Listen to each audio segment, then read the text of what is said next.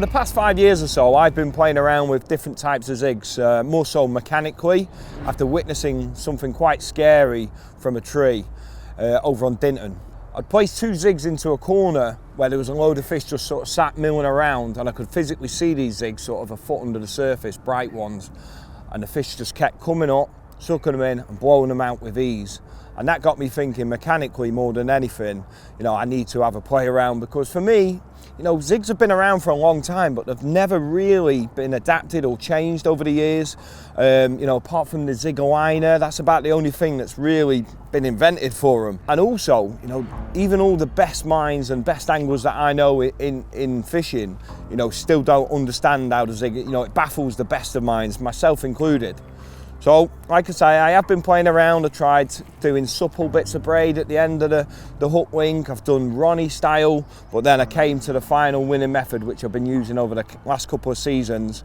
I've been referring to it as the Super Zig on social media and in my vlogs where I've been hiding it, but I can now tell you what it is called, and it's called the Hinge Zig. So nothing revolutionary with regards to the components, in the sense of the zig already existed, the hinge already existed, but what I have done is put the two together. And what it does is it just allows this rotation at the top. These mechanics, so that hook link can just spin around no matter where that fish comes from. If it comes from the back, it's going to spin round and nail them straight in that bottom lip. The way I started to think is we are relying on the fish to hook itself. You're talking however depth, 5-10 feet of hook length. Them fish, when they're moving, a standard zig will hook them, of course. Everything tightens up, the liner spins and nails them. But when them fish are moving a little bit slower, maybe they're in that sort of shoal mentality where they slow down a little bit and they've got time to suck and blow it out. You've got to imagine they're sucking that foam in. It wants to go to the roof of its mouth. It's got time to be able to shake its head or spit it out. If it's not grabbing hold quick, then it's getting ejected. It's as simple as that. So over the past couple of seasons, when I really refined and nailed it down to being the hinge style, I only told one other good friend of mine. Me and him have been using it for 2 seasons solid, and we've ran up a good tally of big carp as well. Between us, we've had 15 40s and 3 50s. I actually had my PB mirror on it. And, I can already hear the social media comments now, this, that and the other. Look, the only way to get this out there and test it is by giving it to the masses. My good friend, who I won't mention what his name is, has been pleading with me to not put it out there, keep it to yourself. And, maybe if I was a little bit more off the radar like he is, I would have kept it to myself. No reason to tell people, but I am one of them sort of open anglers. I've got a lot of people in my swim. I fish public waters, I'm not one of them people that are going to be like, oh, can you just go out to swim a minute while I cast my rods out or unhook my fish? So this has been getting around the waters that I've been fishing, and lads have been using it to great effect. And yeah, I am really excited to see what the results are, because the only way of testing this is getting out to the masses. So get yourselves out there, honestly, and give this a go. I'm sure hopefully the way I've explained it mechanically, it makes sense in your mind, because you've got to imagine, trim a zig down to 6 inches with an liner and a piece of foam on it and put a bit of putty under it and use it as a pop-up rig. Is that mechanically sound? Would you use that as a 6-inch rig on the bottom? I'm pretty sure most people are thinking, no, I wouldn't, and I wouldn't either. So why can we give them 10, 15 foot of hook link in between that and expect it to do a different job? We can't. This is the best, in my opinion, mechanically sound zig rig I've ever used or seen. So hopefully it's a step in the right direction for zigs mechanically. I'm sure something will come from this, but yeah, because we haven't got the answers. We don't know what they're doing. And one thing one thing worth mentioning is you've got to get rid of that human perception of it looking crude. Oh, it's got a swivel there. Carp don't work in swivel factories in China. They don't know what that is. I've seen carp taking loads of different things.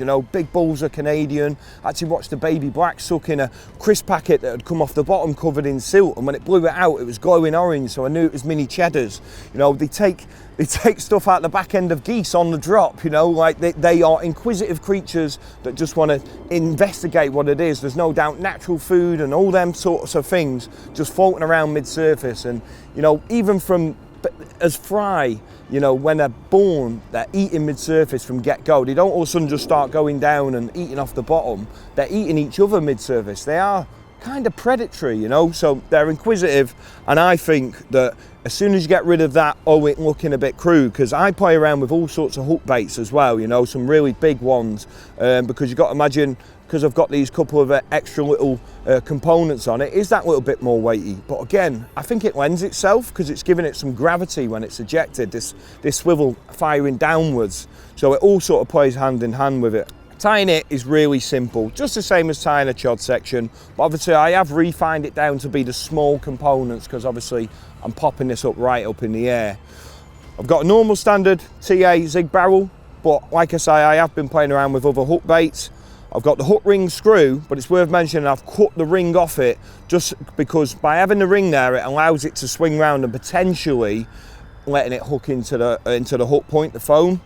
Got a small little D to keep it nice and tight to the back of the hook, but also that's another thing.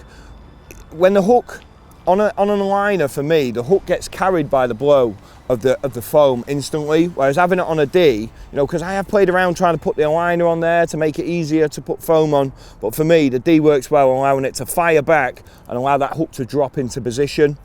I'm using size 6s or 7s in the beach shod hooks, 25-pound recoil, and then this is the new size 20 swivel. It's got the bigger eye on the bottom side, so obviously I have the hook link tied to that bigger eye. And then whatever hook link you want to use, I use the 13-pound ZFX. And that's another thing worth mentioning. I know I keep saying that, but because of this rotation, this is worth using this Zig alone, just this one point.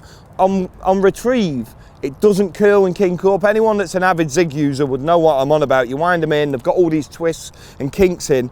This doesn't happen because you've got this rotation, so the swivel takes it out. So everything is just great, you know, and if you do have a bite, you can have open-ended pre-tied ones that haven't got swivels on.